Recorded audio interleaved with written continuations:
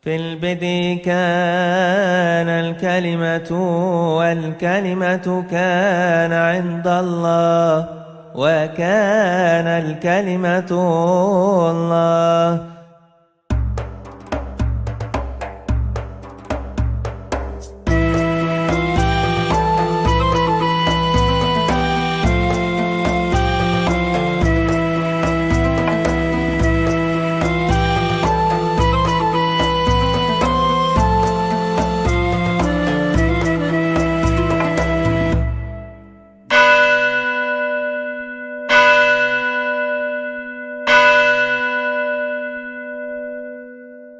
Shalom Aleichem, salam sejahtera saudara-saudara. Ini untuk yang kesekian kali saya berbicara tentang nama Isa dan Yesus.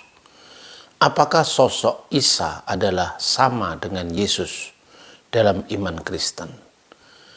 Pertama-tama harus saya sampaikan ini masalah bahasa. Dan masalah bahasa itu tentu harus dibedakan dengan muatan teologisnya. Agama itu semakin jauh dari tempat asal-usul munculnya dan perkembangannya mula-mula, maka semakin mengalami distorsi minimum dalam peristilahan. Misalnya, kalangan orang-orang Kristen di Indonesia, sejak Alkitab diterjemahkan dalam bahasa Indonesia oleh terjemahan baru, di mana istilah-istilah Ibrani itu langsung diterjemahkan dalam bahasa Indonesia. Nama-nama Ibrani langsung diterjemahkan dalam bahasa Indonesia. Misalnya Abraham tetap menjadi Abraham. Sementara dalam Alkitab terjemahan lama dan Alkitab dalam bahasa Melayu sebelumnya, kadang-kadang istilah itu dipakai dalam bahasa Indonesia setelah mengalami perkembangan perubahan dalam bahasa Arab, misalnya Ibrahim, Isa Al-Masih, sehingga sebelum terjemahan baru nama Ibrahim, nama Yakub lebih populer ketimbang Abraham dan Yakobus misalnya. Nama Yahya lebih populer daripada Yohanes misalnya. Saudara-saudara yang terkasih, ini tidak mengurangi makna dari tokoh-tokoh yang dijelaskan dalam terjemahan Alkitab tersebut. Jadi kira-kira semakin jauh agama itu dari pusat muncul dan perkembangannya mula-mula, semakin pula mengalami penyesuaian-penyesuaian karena kebudayaan yang berbeda dan kebudayaan yang baru. Misalnya, kita bisa melihat ketika orang Indonesia membandingkan, katakanlah misalnya antara Kristen dan Islam misalnya. Dia mengatakan Ibrahim dalam Islam dan Abraham dalam Kristen. Ini pasti yang membuat perbandingan itu hanya membaca satu terjemahan Alkitab. Karena dalam Alkitab terjemahan baru memang langsung dari bahasa Ibrani Avraham menjadi Abraham. Sementara kalau misalnya dia membaca saja Alkitab dalam bahasa Arab misalnya ini. Ini adalah Alkitab terjemahan dalam bahasa Arab berdampingan dengan bahasa Ibrani. Nah, di sini nama Abraham muncul dalam teks Ibrani, tapi nama Ibrahim juga muncul dalam bahasa Arab. Misalnya, Sefer Tolidot Yesua Hamasiyah ben David ben Abraham. Inilah silsilah Yesus Kristus, anak Daud, anak Abraham. Sementara dalam terjemahan bahasa Arab, Kitabu Milati Yesu Al-Masih ibnu Dawud ibnu Ibrahim. Jadi seandainya orang Indonesia membaca lebih dari satu terjemahan Alkitab, apalagi bahasa aslinya, mungkin tidak mengalami semacam kebingungan-kebingungan peristilahan. Nah, persoalan nama Isa itu tentu lebih kompleks. Mengapa? Karena nama Isa di Indonesia diperkenalkan oleh agama Islam yang memiliki konsep teologis yang berbeda dengan kekristenan. Misalnya soal keilahian Yesus Kristus, sebutan Yesus sebagai putra Allah misalnya, yang itu tentu sering memancing kesalahpahaman. Dan kecenderungan untuk mengukur agama orang lain dari ukuran teologis atau agamanya sendiri. Tentu ini sebuah perbandingan yang menurut saya itu tidak fair, karena kita tidak bisa menilai agama orang lain dari perspektif agama kita. Nah, saudara-saudara, bagaimana dengan nama Isa? Nah, kali ini saya tidak membahas tentang sudut teologis agama Islam. Ya, karena itu saya kira juga di luar dari kewenangan saya untuk membahasnya. Tapi saya akan membahas perkembangan nama Yesus itu dalam komunitas-komunitas agama kuno, ya, setelah kekristenan. Jadi kira-kira seperti ini, saudara-saudara. Pertama, nama Yesus itu adalah nama terjemahan Latin dan Yunani dari aslinya bahasa Ibrani, yaitu Yeshua. Yesus Kristus itu adalah terjemahan dari Yeshua HaMashiach. Mengapa kita lebih akrab dengan bahasa Yunani dan bahasa Latin? Karena bahasa Yunani adalah lingua franca, bahasa umum yang dipakai di wilayah Israel pada abad pertama, khususnya dari wilayah Yerusalem ke arah barat. Sementara Yerusalem ke arah timur dan selatan itu banyak digunakan bahasa Suryani atau bahasa Aramaik. Nah, komunitas gereja mula-mula misalnya disebutkan dalam kitab Kisah Para Rasul pasal 6 ayat 1, di mana gereja mula-mula di Yerusalem yang berdiri tahun 33 Masehi yang dipimpin oleh Rasul Yakobus saudara Kristus itu menggunakan bahasa Aram dan Ibrani sekaligus bahasa Yunani. Mengapa? Karena itu ada komunitas orang-orang Yahudi yang berbahasa Yunani dan orang-orang Ibrani. Orang-orang Yahudi yang berbahasa Yunani adalah orang-orang Yahudi diaspora yang mereka terbiasa menggunakan bahasa itu semenjak abad ketiga sebelum Masehi ketika Alkitab diterjemahkan dalam bahasa Yunani yang dikenal dengan Septuaginta. Dan Yesus berkarya di wilayah Galilea. Dalam Alkitab disebutkan Gilil Hagoyim.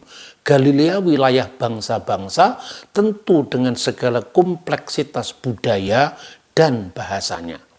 Nah, karena itu ketika Yesus misalnya bertemu dengan Nikodemus, seorang imam anggota Sanhedrin yang percaya akan kemesiasan Yesus, tentu dia menyapanya dengan Yeshua HaMashiach. Tetapi ketika dia ketemu dengan misalnya perwira Romawi di Kapernaum, tentu dia membacanya dengan Yesus Kristus. Nah, ketika dia bertemu dengan murid-muridnya di Galilea, bahasa Ibrani adalah bahasa klasik yang hanya dipakai di ibadah-ibadah bait suci dan sinagogi. Murid-muridnya lebih menyapanya dengan Yesu Mesiha atau Yesus Mesias dalam bahasa Aramaik.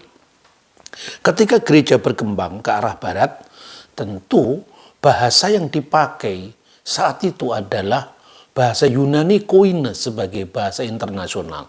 Maka Injil sampai kepada kita dalam bahasa yang lebih luas dipakai pada waktu itu. Tetapi untuk perkembangan Injil ke wilayah timur dan selatan juga dipakai bahasa Aram. Itulah sebabnya kita mengenal liturgi dari kekristenan Syria, baik itu Ortodoks Syria, Katolik Syria, Maronit, Gereja Katolik Malabar, Gereja Assyria Timur Katolik, itu menggunakan bahasa yang dipakai sehari-hari oleh Kristus, yaitu bahasa Aramaik. Nah, saudara-saudara, dari perkembangan ini maka kekristenan mula-mula akrab dengan kata Yeshua HaMashiach, akrab dengan kata Yesu Mesiha, dan juga kata Yesus Kristus. Nah, sementara dalam bahasa Aramaik itu ada beberapa dialek.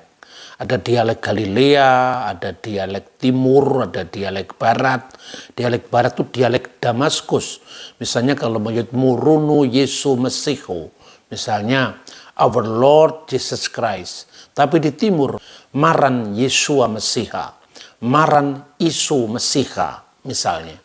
Jadi kata Isa itu sering dilafalkan menjadi Ishowa, Iso, kadang-kadang Yesu, kadang-kadang Isa. Mengapa demikian? Ini fonetik koresponden. Seperti kata Yisai, bapaknya Daud, itu disebut Isai. Kata Yesayahu menjadi Yesaya dalam bahasa Indonesia, dan Isaya dalam bahasa Arab. Yerusalem dalam bahasa Ibrani menjadi Ursalim. Yermiyahu dalam bahasa Ibrani menjadi Irmia. Dan banyak contoh yang lain. Begitu juga kata Yeshua, huruf Yud di sini sering berkorespondensi bunyi dengan huruf alif, kadang-kadang huruf ain. Misalnya Ishowa, itu misalnya tertulis dalam buku terjemahan karya Flavius Josephus ke dalam bahasa Arab yang dilakukan oleh Mikail Asuryani. Fi hadal zaman ya isu rojulun hakim ismuhu Iswa. Pada zaman itu hiduplah seorang bijaksana namanya Iswa. Nah, kenapa kata Yesua menjadi Iswa? Seperti kata Yesayahu menjadi Isaya, Yisai menjadi Isai. Begitu juga Yesua bertukar menjadi Iswa, dan huruf Shin, Lamed, Vav, Mim, Shalom misalnya. Kadang-kadang bertukar menjadi Sin, Lam, Alif, Mim, Salam. Shalom alaihim menjadi Salamu alaikum. Atau dalam bahasa Arab Shlomo lechon misalnya. Ini keserumpunan bahasa. Karena itu di Syria Barat kadang-kadang digunakan kata-kata Isa Mesiha atau Yesu Mesiha. Di Syria Timur digunakan kata-kata Isa Mesiha. Nah, ini dialek-dialek yang hidup berkembang tidak hanya di komunitas Kristen. Misalnya terjemahan Alkitab dalam bahasa Suryani yang dikenal baik itu misalnya Old Syriac Bible maupun Pesito atau Pesita. Nah, Pesito kadang-kadang dibaca Pesita, maka Isu kadang-kadang dibaca Isa, Aluhu dibaca Allaha, artinya Allah. Mesihu Dagalu menjadi Mesiha Dagala, artinya Al-Masih Dajjal. Hanahu Mesiha Dagala, hadza huwa Al-Masihu Dajjal. Misalnya disebutkan di dalam 1 Yohanes pasal 2 ayat 22 dalam Alkitab Pesito misalnya, atau Pesita dan sebagainya dan sebagainya. Alhasil, maka sebagaimana kata Shalom, Shin, Lamed, Vav, Mim, O-nya di situ yang disebut matras leksionis digantikan huruf alif menjadi sin, jadi shin menjadi sin, lam, alif, mim, salam. Maka kata Yeshua, Ishowa, Iso menjadi Isa. Saya katakan tadi tidak hanya bertumbuh di komunitas Kristen, tetapi nama ini juga dipakai oleh agama-agama kuno setelah munculnya kekristenan. Misalnya agama terang. Agama ini muncul di abad ketiga, dibawa oleh seorang nabi yang bernama Mani. Mani ini membawa agama baru yang dikenal dengan Dina Nuhra. Dina itu artinya ad-din, yaitu agama. Nuhra itu artinya an-nur, jadi agama terang. Jadi agama terang itu memiliki kitab yang namanya Evangelium de Mani, jadi kabar baik dari Mani, seorang nabi yang mendakwahkan dirinya pada masa kekerajaan Persia, jadi abad ketiga. Nah, saat itu Nabi Mani itu mengajarkan ada 3 tentang Isa. 3 Isa itu ada 3 Iso atau Iswa itu artinya 3 sosok Yesus dalam pemahaman orang-orang agama Mani yang dipimpin oleh nabi ini yang dikenal Manikianisme atau disebut sebagai Dina Nuhra atau agama terang. Yang pertama adalah yang disebut Iso Jiwa atau Isa Jiwa, adalah Isa Sang Pencerah. Isa Jiwa itu adalah Yesus yang praeksisten, yang sudah ada sebelum kehadirannya ke dunia. Dan Isa Jiwa itu menuntun jiwa-jiwa manusia mulai dari Adam sampai nabi-nabi berikutnya sampai pada zamannya Mani sendiri, menuntun untuk menyadarkan kepada nabi-nabi itu bahwa manusia itu sesungguhnya adalah percikan dari diri ilahi sendiri, yang manusia itu tidak sadar tentang hakikat dirinya. Itulah yang namanya Iso Jiwa atau Isa Jiwa. Yang kedua adalah Iso Mesiha atau Isa Mesiha, yaitu Isa Al-Masih.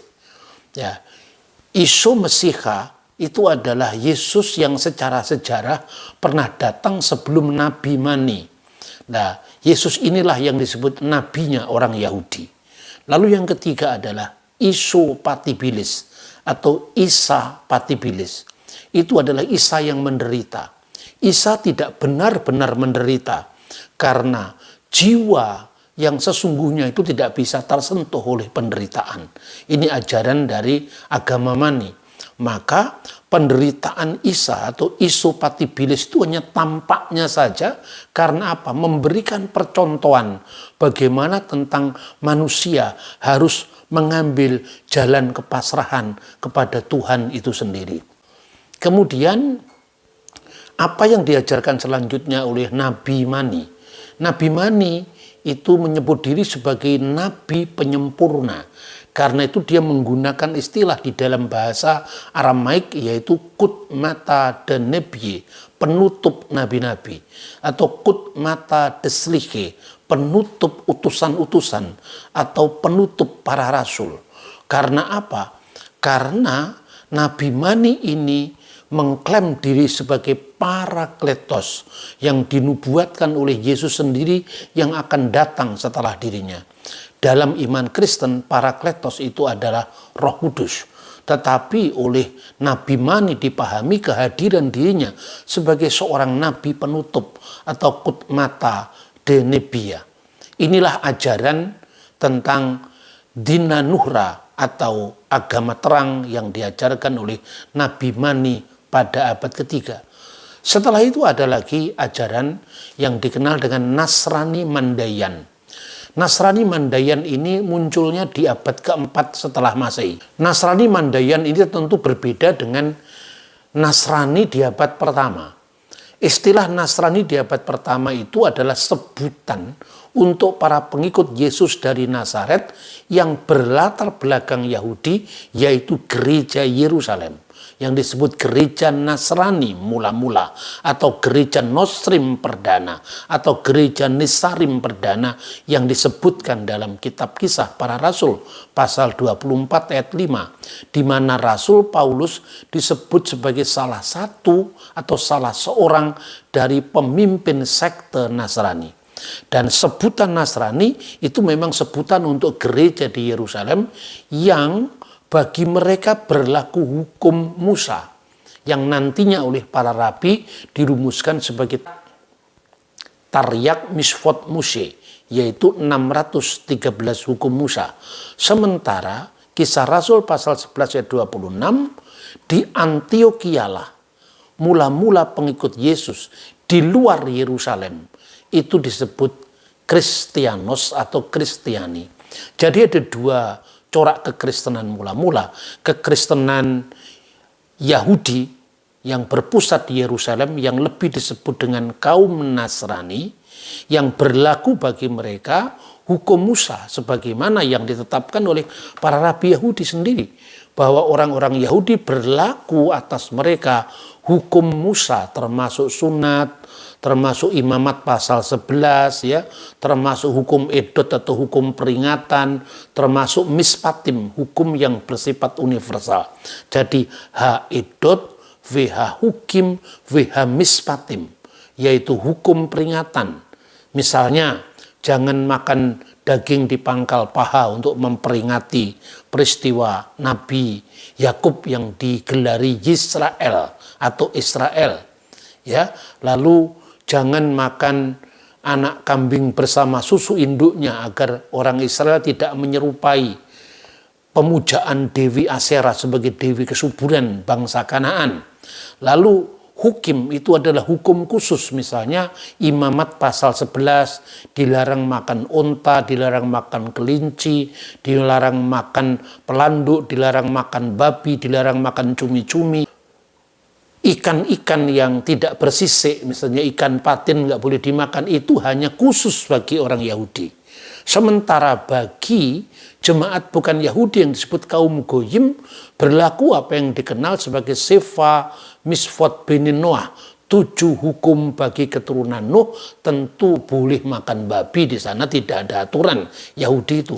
Kekristenan mula-mula memang bergerak di 2 model, yaitu untuk Yehudim dan untuk Goyim. Inilah Nasrani di abad pertama. Tentu berbeda dengan Nasrani di abad keempat. Karena Nasrani di abad keempat itu mereka memiliki pandangan bahwa sesungguhnya Yesus yang adalah anak Maryam tanpa seorang ayah itu disebut sebagai Mesias orang Yahudi saja. Dan karena mereka tidak menekankan kepada Sang Kristus sebagaimana ajaran Kristen, tapi dia mengembangkan ajarannya sendiri.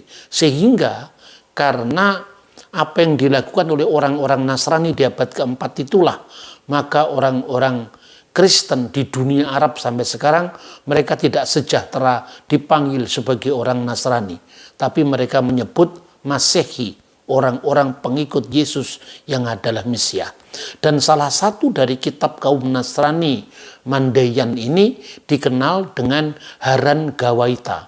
Dalam kitab ini, saudara-saudara, disebutkan setelah Maryam mengandung 9 bulan tanpa suami, Dela Yahib Maryam Bat Musa. Setelah dikandung tanpa suami, Maryam putrinya Musa. Jadi di dalam buku yang dikenal Haran Gawaita itu, Maryam itu bukan dari terah atau keluarga Daud, tapi dari keluarga Amram. Amram itulah yang menjadi bahasa Arab Imran.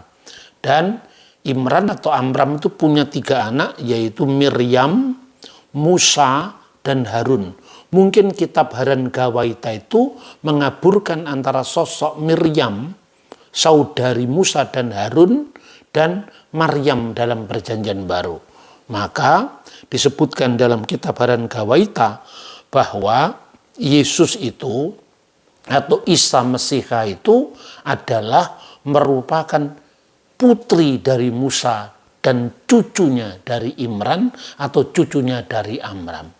Nah, saudara-saudara, 2 agama yang saya sebutkan ini menggunakan kata Isa, juga menggunakan kata Iso, ya tergantung dialeknya. Tetapi apakah sosok Isa dalam konteks agama Mani atau sosok Isa Mesiha dalam konteks Haran Gawaita, kitabnya kaum Nasrani Mandayan, itu sama dengan sosok historis Yesus Kristus atau Yeshua HaMasiah dalam perjanjian baru? Tentu sosok yang dimaksud itu adalah Yesus yang sama tadi. Tetapi karena dia mengembangkan teologi yang berbeda, teologi kaum Nasrani Mandayan yang menganggap bahwa Maryam itu adalah keluarga Amram, atau agama terang atau Dina Nuhra yang dipimpin oleh Nabi Mani sebagai penutup segala nabi, yang menganggap bahwa ada Isa jiwa, Isa Patibilis, dan Isa Mesiha, tentu berbeda dengan ajaran Kristen. Tetapi istilah Isa, Isoa, Iso, Yesua itu berasal dari bahasa yang sama dan dia bermaksud merujuk kepada tokoh yang sama. Soal agama Dina Nuhra atau agama terang ini atau agama Nasrani Mandayan ini tidak bertemu dengan sosok Yesus sejarah, Yesus historis sebagaimana yang dikenal sumber-sumber dari abad pertama, yaitu sumber-sumber primer yang hanya berjarak puluhan tahun setelah peristiwa, itu soal yang berbeda. Nah, karena itu inilah gambaran tentang perkembangan penggunaan istilah Yesua, Yesus, Yesus Kristus, Isa Mesiha, Iswa Mesiha, ya, atau Isa Al-Masih. Itu hal-hal yang menurut saya adalah wilayah bahasa, bukan wilayah teologi. Itu yang pertama. Karena itu yang kedua saya ingin memberikan contoh yang sering saya sampaikan. Ketika orang bertanya, samakah tokoh Isa Al-Masih dengan Yesus Kristus? Lalu saya jawab, ini ada dua yang mengaku diri gereja.